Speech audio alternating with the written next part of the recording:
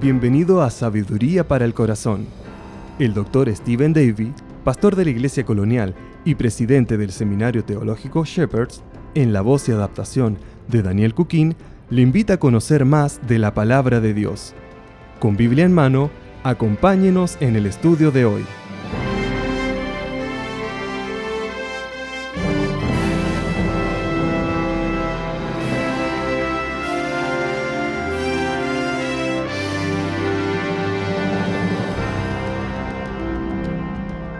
La historia de Cleopatra y Marco Antonio ha cautivado el interés de millones de personas a través de los años. La relación amorosa entre este emperador romano y la reina de Egipto se convirtió en uno de los chismes más divulgados de la historia. Ambos, Marco Antonio y Cleopatra, engañaron a sus parejas y a sus imperios, permitiendo que su lujuria reemplazara eventualmente su lealtad nacional. De hecho, ellos terminarían engañándose entre ellos. Después de perder una batalla importante, Marco Antonio huyó a Egipto solo para que le dijeran que Cleopatra se había suicidado. Abatido por las noticias, Marco Antonio se arrojó sobre su espada y luego, mientras aún agonizaba, justo antes de morir, descubrió que ella todavía estaba viva. Pero era ya muy tarde. En un pasado, Marco Antonio había sido un gran emperador romano, un líder fuerte, un soldado valiente. Pero aún en sus mejores años hubo algo esencial que él nunca tuvo: integridad moral. De hecho, mientras él aún era joven, su maestro le gritó en una ocasión: «Marco, hombre capaz de conquistar el mundo, pero incapaz de resistir la tentación». Probablemente no hay historia bíblica que haya cautivado el interés de tantas personas como la historia del rey David y Betsabé. Lo que comenzó con una mirada y llevó a la lujuria y llevó al adulterio terminó provocando innumerables consecuencias. Si pudiera escribir un título que describiera el próximo capítulo de la vida del rey David, sería este: David, hombre capaz de conquistar el mundo, pero incapaz de resistir la tentación. Hasta ahora, en nuestro estudio de la vida del cantante de Israel, el rey David, la escritura ha ido avanzando rápidamente a través de sus años. Hemos visto que la Biblia a veces resume años de su vida en solo un par de versículos. Sin embargo, ahora, en 2 Samuel capítulo 11, Dios como que pisa el freno, por así decirlo, en esta narrativa. De hecho, Samuel va a dedicar 2 capítulos enteros para describir los eventos que transcurrieron en menos de 10 meses. La narrativa bíblica se pone en cámara lenta.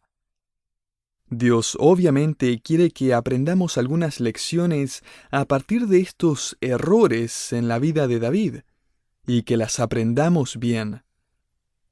Y si pudiera ofrecer una lección aún antes de adentrarnos en este conocido pasaje de la Escritura, sería esta: si el rey David pudo caer, tengamos cuidado, porque nosotros también podemos. De hecho, si David, el valiente asesino de gigantes, el temerario soldado de fe, el ciudadano fiel incluso hacia un rey infiel, el hombre que esperó por años escondiéndose y huyendo para no adelantarse a los planes de Dios, el hombre que se deleitaba en las promesas de Dios, el cantautor que amaba cantar de la grandeza y la gloria de Dios, querido oyente, si este hombre pudo cometer estos escandalosos pecados, ¿qué nos hace pensar a nosotros que algo así nunca nos podría ocurrir? No podemos confiarnos. Permítame agregar otra observación, y es esta: nadie cae repentinamente en pecado. No es que, caí en pecado, nunca me lo vi venir. En el caso de David, uno no puede entender 2 Samuel 11 a menos que entienda lo que ha estado pasando por un tiempo ya.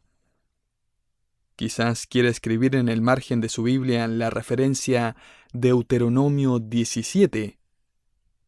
Por cuestión de tiempo no vamos a ir allá, pero permítame informarle que allí Dios predijo a través de Moisés de un tiempo donde las personas pedirían un rey.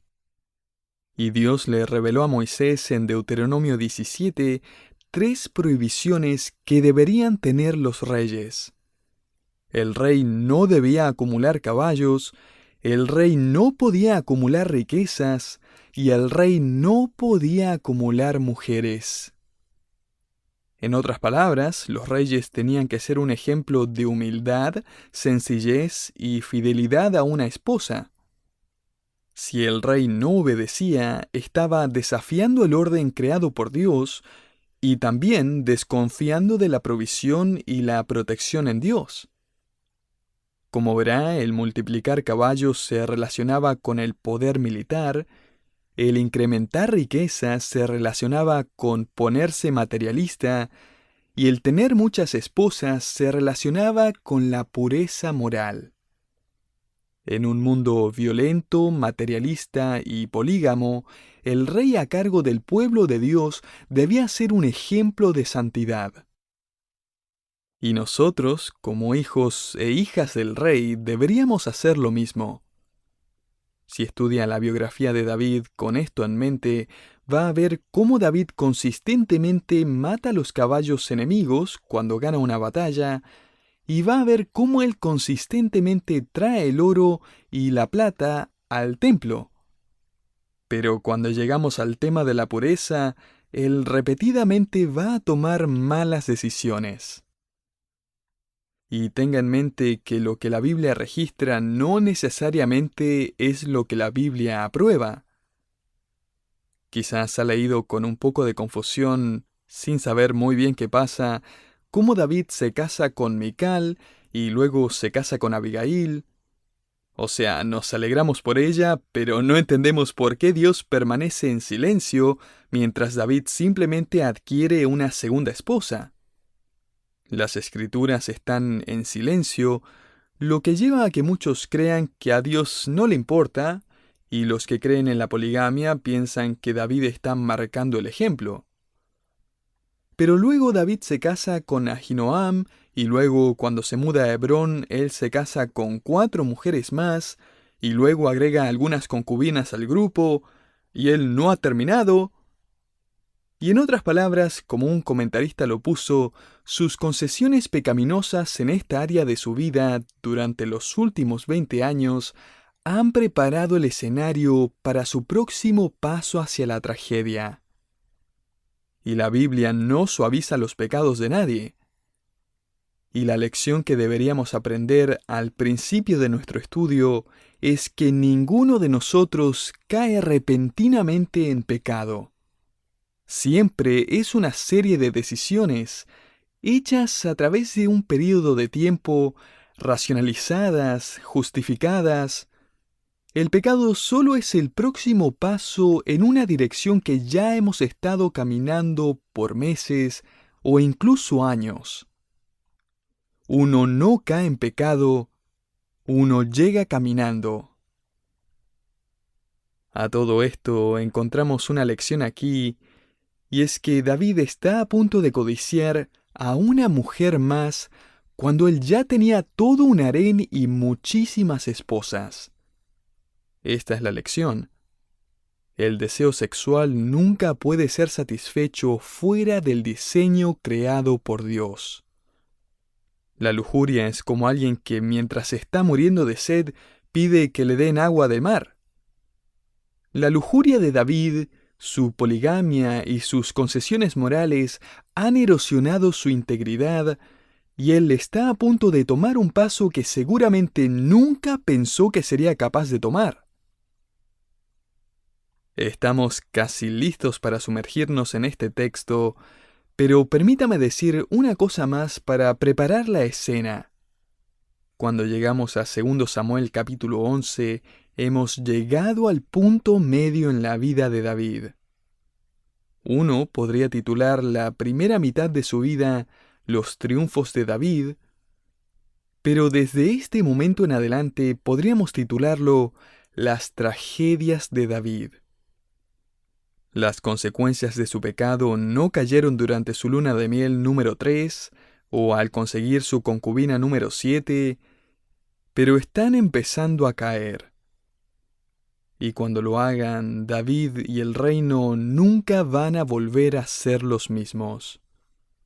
Este pecado desencadena el quiebre familiar, un caos político, crímenes dentro de su misma familia, que incluyen asesinato, violación, abandono, traición y matanzas. Ahora estamos listos para leer el versículo 1. Aconteció al año siguiente, en el tiempo que salen los reyes a la guerra, que David envió a Joab, y con él a sus siervos y a todo Israel, y destruyeron a los amonitas y sitiaron a Rabá, pero David se quedó en Jerusalén. Y sucedió un día, al caer la tarde, que se levantó David de su lecho y se paseaba sobre el terrado de la casa real. Detengámonos por un momento.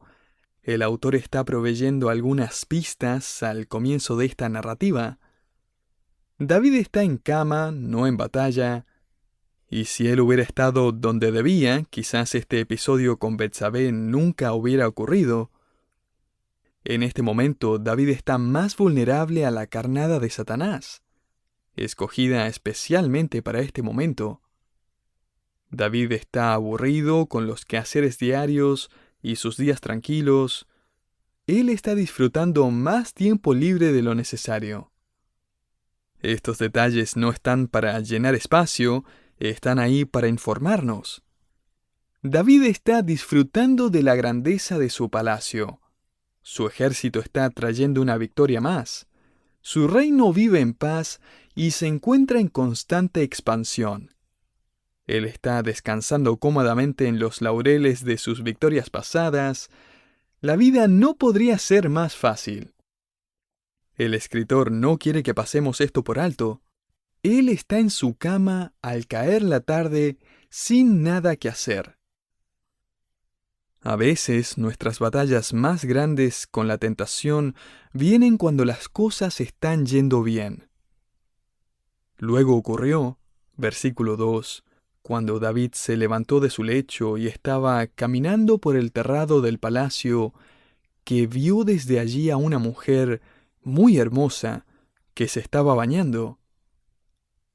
La Biblia no exagera, así que cuando dice que ella era hermosa, lo dice en serio. De hecho, se nos dice que ella era muy hermosa. Un comentarista señaló el hecho de que la Biblia raramente usa la palabra muy, y la Septuaginta, la traducción griega del Antiguo Testamento hebreo, usa una palabra traducida extremadamente. Físicamente, ella es impresionantemente llamativa. Y estoy de acuerdo con otros comentaristas que dicen que ella tiene algo de responsabilidad también en el hecho. En su libro acerca de la vida de David, Chuck Swindoll escribe acerca de este texto aquí que ella fue descuidada y necia. Ella podía ver el palacio desde su casa y habría sabido que la podrían ver desde allí también. Ya que lo supiera o no, nunca lo sabremos y probablemente no importa mucho, David la vio y cuando él debió haberse dado la vuelta, él se detuvo y miró otra vez. Su mirada se convirtió en lascivia y rápidamente se convirtió en lujuria. ¿Qué importa que tenga una casa llena de esposas y concubinas? La quiero a ella. Recuerde, la lujuria nunca queda satisfecha. Siempre quiere más. Note, versículo 3, envió David a preguntar por aquella mujer, y le dijeron, aquella es Betsabé, hija de Eliam, mujer de Urías Heteo. Este mensajero se merece un premio a todo esto. Esta respuesta está llena de advertencias. Note que él no solo le da el nombre de la mujer, él dice, esta es Betsabé, hija de Eliam. En otras palabras, David, sé lo que estás pensando, pero vamos, ¿no sabes que ella es hija de Eliam? El nombre Betsabé puede ser traducido hija de 7, que lo más probable es que significa la séptima hija. El mensajero agrega, ella es la hija de Eliam. Y aquí es donde se pone interesante. Eliam era el hijo de Ahitofel, el consejero del rey. En otras palabras, esta era la nieta del consejero en jefe del rey David, lo que explica por qué Ahitofel más adelante va a abandonar a David y va a apoyar a Absalón en su intento de destronar a su padre. Nunca había entendido por qué Ahitofel había decidido repentinamente abandonar a David después de toda una vida de lealtad y aconsejarle a Absalón cómo es que podía matar a su padre. Finalmente cobró sentido cuando encontré esta conexión. Ahitofel había estado guardando resentimiento por años porque David había destruido su familia. Pero el mensajero no ha terminado. Típicamente para presentar a una persona, uno solo decía su nombre y el nombre de su padre o su abuelo. Rara vez se mencionaba el nombre de su pareja. Pero aquí se lo menciona. El mensajero se guarda lo mejor para el final. Versículo 3, ella es esposa de Urías Heteo. Ella no solo está casada, ella está casada con uno de los valientes de David. Urías había sido uno de los primeros hombres en unirse a David cuando él era un fugitivo. Él había arriesgado su propia vida por David. Urías era un heteo convertido que probablemente había cambiado su nombre heteo a Urías, que significa Jehová es mi luz. Como verá, este mensajero sabe lo que David está pensando. Por eso, por la forma en que está dándole esta información, él está diciendo, David, no puedes hacer esto. Ella es la nieta de tu consejero y la esposa de tu amigo. Como si le dijera, ¿qué estás pensando? Pero David está decidido. Su mente está consumida por la lujuria. Él ha puesto todo razonamiento y lógica y fe y adoración a un lado. Como Dietrich Bonhoeffer escribió una vez en su libro titulado Tentación, en nuestros miembros hay una inclinación adormecedora hacia el deseo, la cual es ambas fuerte y veloz. No importa si es un deseo sexual, o ambición, o vanidad, o venganza, o amor a la fama y el poder, o amor al dinero, en ese momento perdemos la noción de Dios. Satanás no nos llena con odio hacia Dios, sino de olvido hacia Dios. Y así perdemos el poder de discernir y decidir sabiamente. Palabras poderosas. Allí, en aquel terrado, durante aquella tarde, David no empezó a odiar a Dios. Él simplemente empezó a olvidar a Dios. Y su razón y su juicio desapareció. El siguiente versículo, y solo en un versículo se nos informa lo que pasó. No se nos dice si Betsabé estaba sorprendida o si se resistió. No se nos dice si David trató de seducirla o si la amenazó. No se registra una sola palabra entre ellos dos. No hay duda que Dios no está escribiendo un libreto para una película de Hollywood. Él deliberadamente resume lo que pasó en un par de palabras. Mire el versículo 4. Y envió David mensajeros, y la tomó, y vino a él, y él durmió con ella, y se volvió a su casa. Me gustaría señalar algo que el autor claramente quiere que entendamos. Allí en medio del versículo 4 leemos, luego ella se purificó de su inmundicia. Ese tipo de traducción implica que ella se quedó en la casa de David hasta que se hubo purificado ceremonialmente de lo que había hecho. Sin embargo, esta es una frase parentética que los eruditos hebreos llaman una cláusula circunstancial. Esto significa que esta frase describe la condición de Betsabé durante el tiempo en que ella entró a la habitación de David. En español podríamos traducirlo en el tiempo perfecto, habiéndose purificado de su inmundicia, lo que nos llevaría a una observación totalmente diferente. El autor aquí inserta este paréntesis porque quiere que sepamos que Betsabé había venido a David recién habiéndose purificado ceremonialmente de su periodo menstrual. Betsabé sabía que ella no podía estar embarazada cuando llegó al cuarto de David porque recién había terminado su purificación. No iba a quedar ninguna duda de que el hijo que ella había concebido no era de su marido. Ella sabía que solo podía ser de David. No pasa mucho tiempo hasta que David recibe una nota de parte de Betsabé con solo 2 palabras. Esa nota no tiene nombre, no tiene explicación, ninguna demanda, solo una frase registrada aquí en el versículo 5. Estoy embarazada.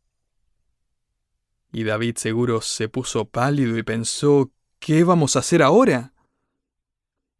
La tentación siempre busca esconder las consecuencias. Satanás nunca le muestra la otra cara de la moneda. Él solo le muestra la diversión, el placer, la emoción, la aventura. Estas son algunas estadísticas que encontré acerca de la realidad de varios hombres que habían sido infieles a sus esposas y habían terminado abandonándolas. Estos hombres fueron monitoreados voluntariamente por 10 años, y 10 años después de la ruptura de su matrimonio, un 33% estaba realmente enojado con la vida. Un 50% terminó divorciado otra vez. La mayoría de ellos se había divorciado de la mujer que habían creído que era la respuesta a todos sus problemas. Un 80% experimentó pérdida de su poder financiero. Un 50% de los hombres bajo la edad de 50 años no estaban felices con su segundo matrimonio. Un 66% de los hombres sobre la edad de 50 años tampoco estaban felices con su segundo matrimonio. Y escuche esto, un 80% se volvería a casar con su primera esposa y buscaría recuperar lo que habían perdido si solo existiera la oportunidad. Y este no es solo un problema para los adultos y la infidelidad, también es un problema entre los jóvenes, donde la promiscuidad está a la orden del día. Y nuevamente el gran destructor y engañador tampoco muestra la otra cara de la moneda. ¿Cuándo fue la última vez que escuchó que, según el Centro de Control de Enfermedades, se ha estimado que una persona es infectada con enfermedades venéreas cada 45 segundos solo en Estados Unidos? Enfermedades que traen dolor, ceguera, artritis, esterilidad, daño cerebral, enfermedades cardiovasculares y la muerte, y que no solo afectan a la misma persona que lo contrae, sino que en varios casos son enfermedades incurables que son heredadas a los hijos. Y ni siquiera estamos hablando de las repercusiones espirituales y los daños emocionales. Pero los comerciales, las series, las películas, el mundo lo celebra, todo está bien. Aparte, eres de carne y hueso, tienes deseos, mereces satisfacción. Un pastor en California escribió en su libro La opción de obedecer acerca de una interesante conversación que tuvo con un hombre que admitió que había estado viviendo en inmoralidad. El hombre le aseguraba que no podía parar su costumbre de acostarse con su novia, y con otras mujeres también. Él le dijo al pastor que su lujuria era inevitable, por tanto no era su culpa, especialmente porque Dios lo había creado con esos deseos tan fuertes. Él no podía parar y su lujuria era una fuerza irresistible. Este pastor lo interrumpió y le dijo, Supongamos que llegara a tu cuarto y te encontrara a ti, con otra mujer, a punto de comenzar lo que según tú es irresistible. Bueno, imagínate que en ese momento saco 10 billetes de $100 y te digo que si paras y le pides a tu amante que salga de tu casa, te doy los $1000. El hombre soltó una carcajada y dijo, «Agarro los $1000». «Mira tú», respondió el pastor. «¿Qué pasó entonces con la fuerza irresistible de la lujuria?» Por primera vez, este hombre se dio cuenta de una simple verdad. Una pasión parece irresistible hasta que aparece una pasión más grande. En otras palabras, la única forma de vencer la pasión del pecado es desarrollando una pasión más grande por la justicia. El cristianismo no hace que usted no sienta más estas pasiones pecaminosas, sino que le permite cambiar esas pasiones por pasiones más grandes y mejores. El apóstol Pablo le escribió a los Efesios que los no creyentes están endurecidos y se han entregado a sí mismos a la sensualidad, o sea, ellos viven para eso. Sin embargo, Pablo continúa diciendo, «Mas vosotros no habéis aprendido así a Cristo», asumiendo que habéis sido enseñados por Él, conforme a la verdad que está en Jesús. En cuanto a la pasada manera de vivir, despojaos del viejo hombre, las pasiones menores, que está viciado conforme a los deseos engañosos, y renovaos en el espíritu de vuestra mente, y vestíos del nuevo hombre, creado según Dios en la justicia y la santidad de la verdad. Efesios 4, 20 al 24. Y tan raro como pueda sonar, necesitamos orar para que Dios nos dé una mayor pasión, para desear las cosas correctas, que Él nos dé mayores deseos, para que podamos desear lo que deberíamos desear, el agua de vida, el pan de vida eterna, que es Jesucristo. Él es el único camino que vale la pena viajar, Él es la única verdad que vale la pena creer, y la única vida que vale la pena vivir.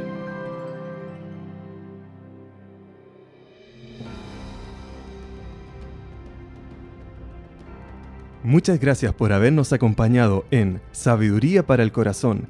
Si usted quisiera saber más acerca de este ministerio o quisiera escuchar este programa nuevamente, le invitamos a que visite nuestra página en internet www.sabiduriaespanol.org. También le invitamos a que nos siga en las redes sociales como YouTube, Facebook e Instagram. Finalmente, si quisiera contactarse con nosotros, escríbanos a sabiduría@wisdomonline.org.